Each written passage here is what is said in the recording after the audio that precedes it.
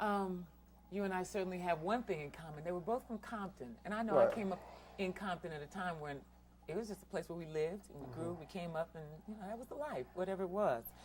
What was your dream when you were a child? What did you want to do with yourself as an adult? Before I tell you that, I gotta tell you something. I gotta correct it. Say, I'm from Compton. You lived in Compton. It's a difference. Well, that you're going to explain that difference, because I lived there until I was 17 years old. So the difference is, there's a lot of people that You talking about the streets? No, so a lot of people that lived in Compton, right? So they go outside and they go, okay, I live in Compton. I'm gonna go to school. I have to come home. I'm gonna play Atari or Nintendo one out. Then you got people from Compton who ran around in Compton and participated in everything that went on in Compton. If it was a neighborhood party, if it was a neighborhood fight, if it was a neighborhood football game, that's from Compton. But So you don't think I did that? Oh, you probably did, though. That's a whole That's other cool. conversation. I'm just playing with you. But if you were saying street, Compton, and... I'm just messing with you. You probably did. What did you want to do? What was your dream as a child? When you said, I'm going to grow up, this is what I want to do, what was the dream? What happened was I went to Foster.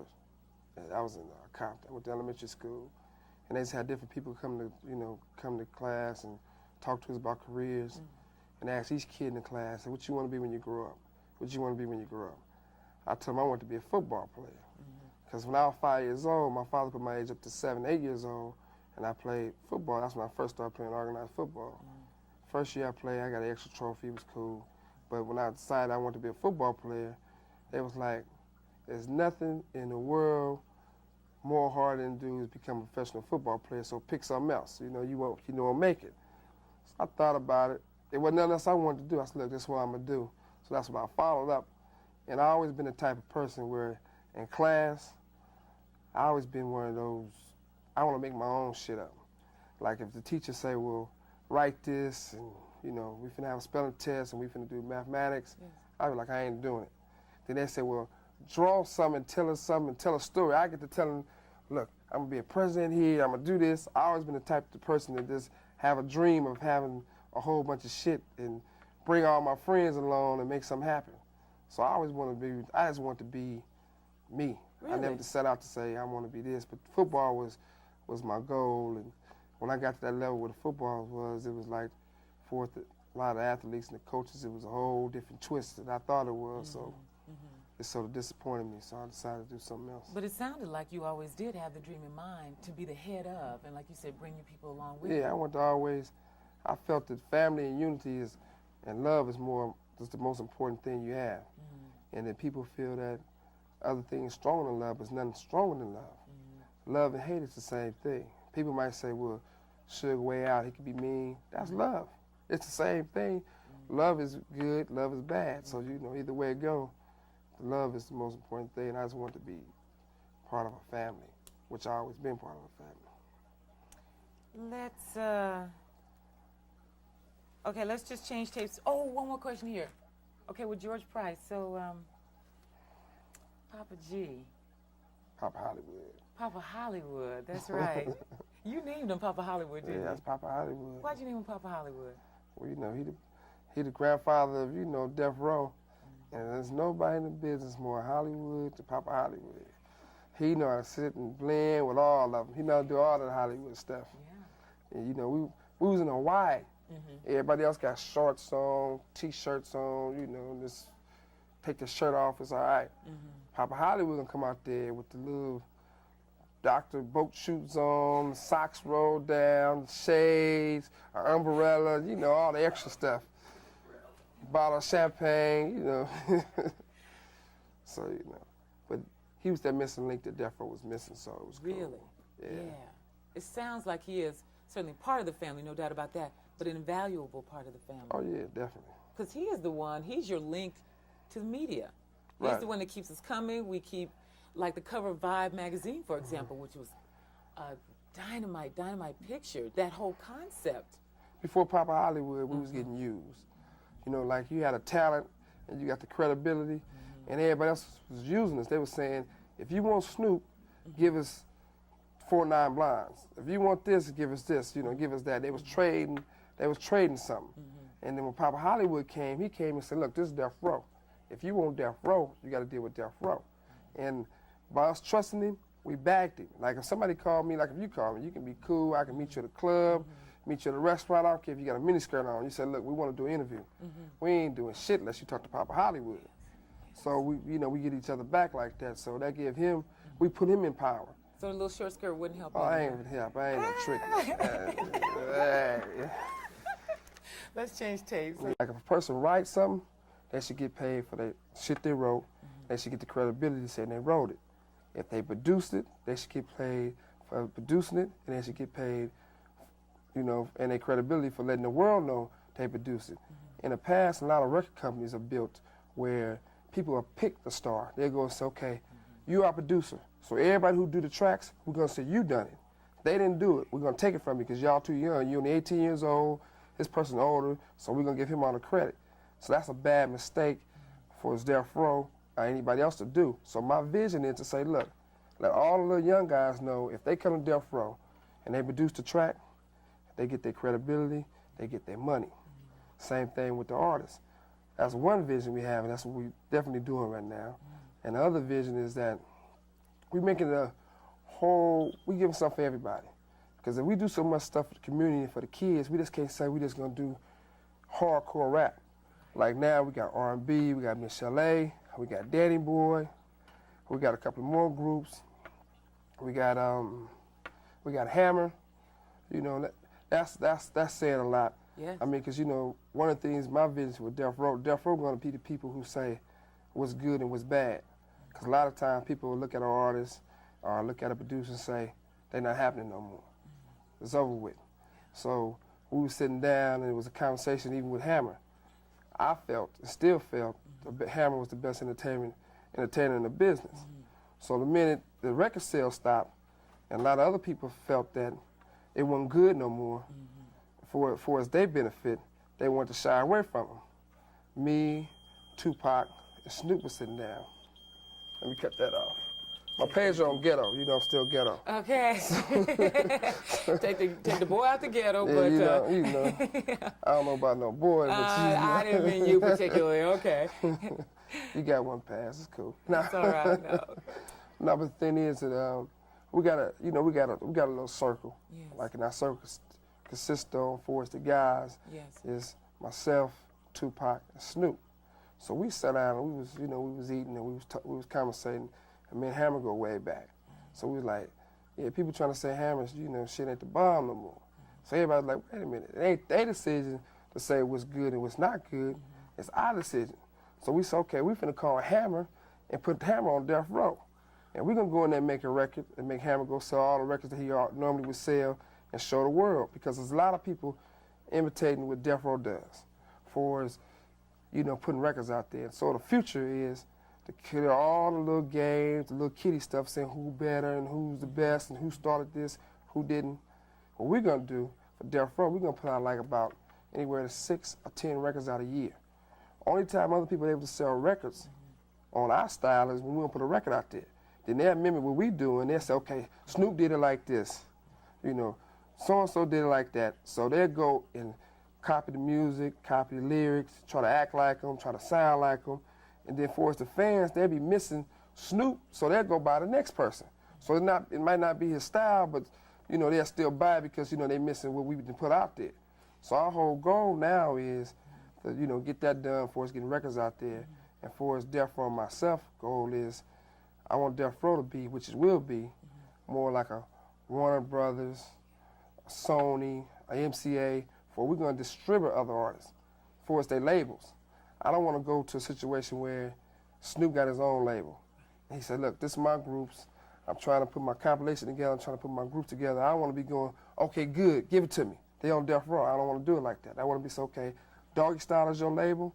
Okay, Doggy Style, Death Row. Death Row is now like Time Warner. The only thing different between Death Row and Time Warner, we still down in with the streets. Our heart's there. Yeah. We won't cross them. How do you stay with the streets, though? Because I don't know, do you still live in Compton? I got a house in Compton. You got a house in Compton. And I'll be there, I'm going to tell you like this, I hit Compton at least, I'm going to hit Compton every day. And I'm going to stay in my house in Compton at least 2-3 nights out the week. So I ain't one of those people. It's not difficult then to stay in contact with where you came from. No, how you going to be scared of something that you are? And I'm not saying being afraid. Yeah. I'm just saying, you know. How you gonna be too good at something where you came from? The talent is in the ghetto. When I say ghetto, I'm a ghetto nigga. Period. Right? When I say ghetto, I don't mean tore down, ran down, because there's a lot of money in Compton. It's people have more respect for their cars and the way they dress in Compton than they do in Beverly Hills. You get people in Beverly Hills, you can look at the awards. People in Beverly Hills with money, they might show up there with jeans on, toe up, and shoes. They don't care. You get people in Compton, when they come to work, they finna be clean. Those girls finna take, if they counting checks, if they, whatever it is, they half finna be done, they finna look good. And every person with money, who they want? They be feeding off those ghetto women with that pretty look, natural beauty. Let me ask you something. That currently, you know, there's one group of people that would love to use as an excuse, white people won't let me do this, that, and the other. I see none of that in you. Can you talk to us about entrepreneurialism? You are a true capitalist. You don't seem like the kind of person that walks into a wall and says, oh, the wall's here, I can't go through it. I think you make a door when you come to a wall. Can you talk to young black people, especially the ones who feel like somebody is holding them back? Ain't nobody holding nobody back. You gotta look at something. Let me tell you like this. I know people say don't curse, but I'm a fuck up. When Suge Knight do something, they know I'm a fuck up, so it ain't no big problem. Now, if a fuck up like me can do something and make it, anybody can make it. All through from school, from elementary to high school to college, people looked at me a certain way. You know, like, he gonna get in trouble, this gonna happen, that's gonna happen. And I feel that, and I felt that I changed my life around and made it work for being an entrepreneur. A lot of people try to put a color thing in it. Yes. You know, they be going like, well, they don't want me to make it because I'm black. Right. In the music business, it's prejudice, but it's not black and white. It's young and old. Because, you know, the older people used to be the ones where say, oh, you got some groups, you want to be an entrepreneur? Give me all you got, give me your money, and I'll put your stuff out. I mean, I knew some of the people who they call themselves legends in the music business who've been the biggest disappointments in the world. And I used to never say nothing negative about them, no interviews, no nothing, because I felt it didn't matter. I mean, I knew Dick Griffey. Now, I knew Dick since I was a youngster. And when I used to come to Dick with groups, he said, okay, I want you to loan me some money first, number one. Let me sell you a studio that I don't own, but Sony owns, but I say I own it, and it's yours. And, you know, we bought it, which it wasn't his to sell. Then he'd turn around and wait till you get all the stuff you got done for his discovering the Snoop Dogg and make sure he had money for his being there with the studio with him, make sure shit go all right. Then he'll tell you, well, I don't believe in rap music. I don't want to deal with no rapper. I don't want to deal with a DJ Quick. But all of a sudden, when it hits, he want to turn around and say, give it to me. It's mine. I want it. So it leaves a bitter taste in your mouth when it comes to for as older black men in the business, because I wouldn't say men, males, because these clowns who call themselves men ain't no, you know, they ain't no man. They males. They walking around trying to take from the, you know, the youngsters and turn into their wealth, because they went Hollywood and got out of touch. So, you know, you got to deal with a lot. When you're a young entrepreneur, you finna deal with the older black men in the business that try to steal what you got. You finna deal with the women who's gold diggers who trying to take what you got. Then you finna deal with the guys who's jealous of you, who try to lie on you and put you in jail. Then you got to deal with the police who might be jealous of you, who try to put you in jail. So you got a lot on your plate to deal with. But if you stay true to yourself and be a man about it, if you're a man and you're a man of God, you can deal with it. Right now, I ain't saying I want to go to jail. But if I went to jail, you ain't gonna see me up there crying. You ain't finna see me hanging myself. You gonna see me in jail calling home saying, everybody all right? Y'all got some money? Everything good? That type of stuff. So that's the type of things that we up against and we got to deal with. So it's sort of crazy. Yeah, you should be out encouraging young people who, because I get tired of that talk about we can't do it because somebody's holding us back. And then we see examples like you, and we're like, wait a minute, somebody's got to be right. Either you lying or they're lying. Right. So it's very interesting. But one of the things I said, not to cut you off, is a lot of the entrepreneurs who make it, it's not really the youngsters' fault. It's our fault. It's my duty to go back and get them some game and say, look, I made it like this. Because majority of the people who make it, they didn't come from the ghetto. They weren't no street brothers. They was like, they do it for a gimmick, and I hate that. I hate to see a rapper. I hate to see an entrepreneur. I hate to see somebody who grew up in a all-white neighborhood or a middle-class area, right? Never participated in nothing, no drama, nothing for us growing in the ghetto. College graduate, there's nothing wrong with being a college graduate. I did it. But they was one of those straight A students, you know, everything was perfect. Then all of a sudden, rap come out. They want to dress all kind of ways. They want to call themselves a gangster. They want to call themselves a street person. They want to say, you know, it's a problem with Death Row and Suge Knight and Snoop and Tupac against me. It's a war. That's the most craziest thing I ever heard of in my life. I get no stripes for slapping a female. I don't hit women. Or I'm a prayer in the week. So how I'm a war with a guy who ain't no man? You know, I don't have nothing against nobody out there who doing their thing. You doing your thing, you do it. But don't do an interview and say, well, the biggest war is between Death Row and my company. Death Row on a whole nother level. If they had a problem with us, we don't have a problem with nobody. Everybody know where we at 24/7, either at the studio or at the office. If there's an event going on, we're gonna be the first ones in the front row having fun. At the Super Bowl, we're gonna be there betting, cheering. So we're not the one hiding. There's a lot of people who make up like stories to try to get themselves famous, or get themselves some ghetto power. That's the wrong way to do it. You know, if you're gonna do it right. If you're gonna be with Death Row, have one of these. Not really. Michelle. Nah, see ya. Nah, see too.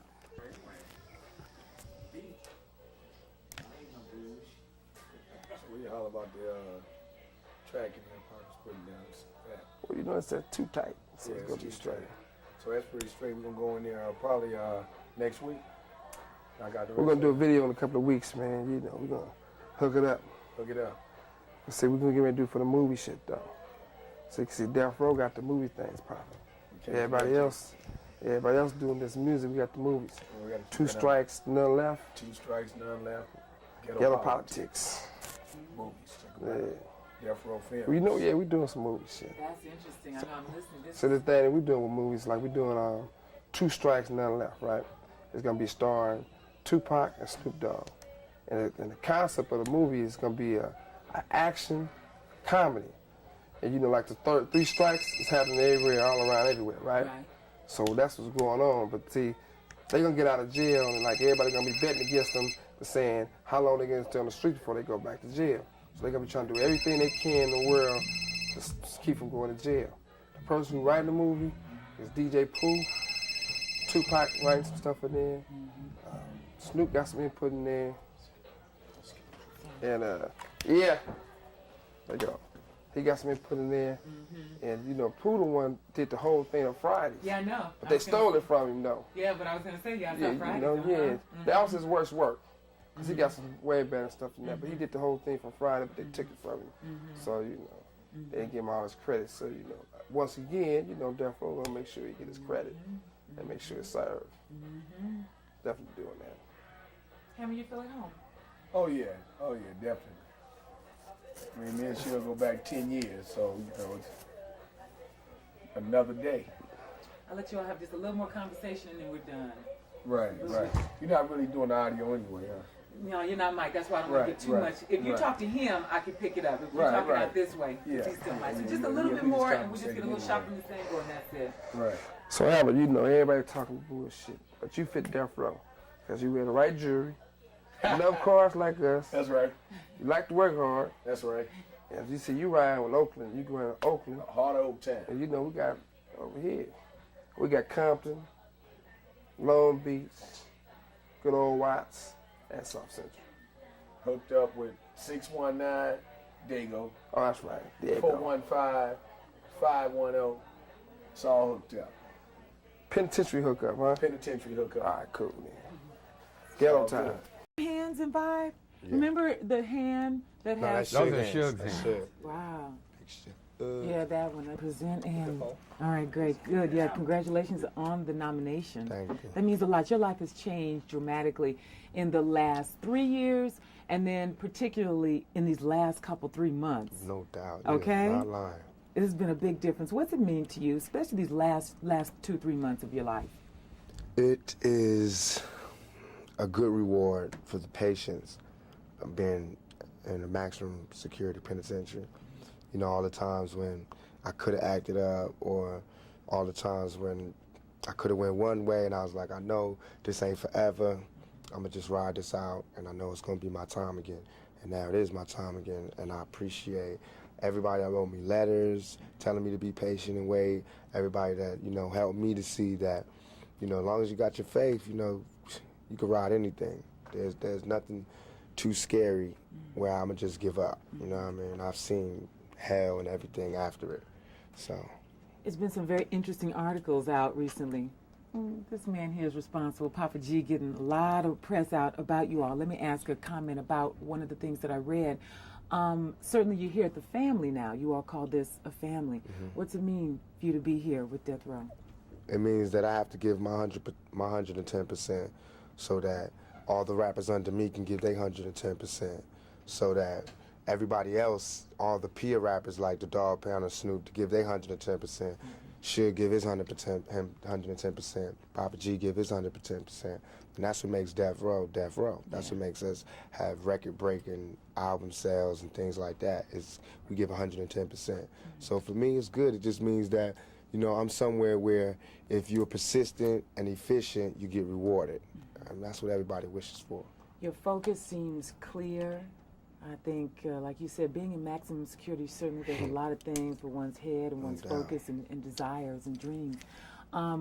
You come out, you hear a lot of controversy going on right now about rap, just Time Warner dropping Interscope and a lot of things that have resulted from people saying it's a bad image, it's bad for young people. Tell us your comments on that. I said so many comments on this, but basically it's a hypocritical view, because what you're saying is it's okay for us to live in the dirt, in the gutter, in less than human conditions, but it's not okay for us to tell people that we're living in these conditions. Everything was cool, you know. The ghetto was okay. It was habitable until we started talking about exactly what were the repercussions of living this type of lifestyle. What happens when you live in this kind of environment? What type of person it changes you into?